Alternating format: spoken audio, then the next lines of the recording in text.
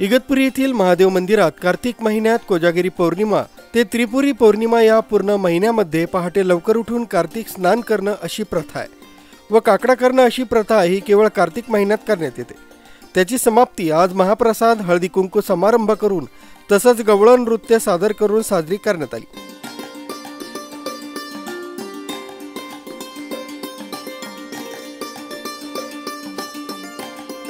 या प्रसंगी महिला भगिनी मंडळ मोठ्या संख्येने उपस्थित होता। याविषयी शालाका चावरे यांनी अधिक माहिती दिली।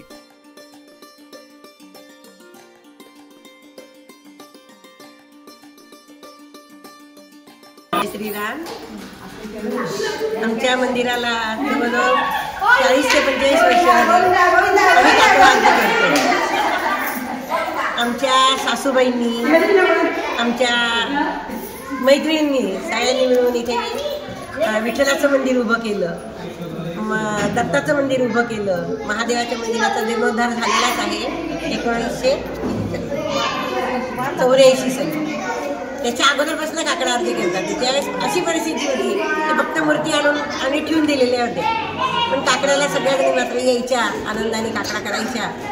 तीच प्रथा आम्ही आज 40 वर्ष झाली पुढे चालवलेली आहे। आमच्या या सगळ्या भगिनी त्याच्यामध्ये सहभागी होतात। पहाटे 5:30 वाजता आम्ही काकडा घेतो, 7 वाजेपर्यंत असतो आणि महिन्याच्या शेवटी अशा सगळ्या भगिनी एकत्र करून आणि आम्ही त्याची समाप्ती करतो अशी। आणि आमच्या पुढे पण आमच्या पुढच्या पिढीने चालवावी अशी आमची खूप इच्छा आहे। जय श्रीराम।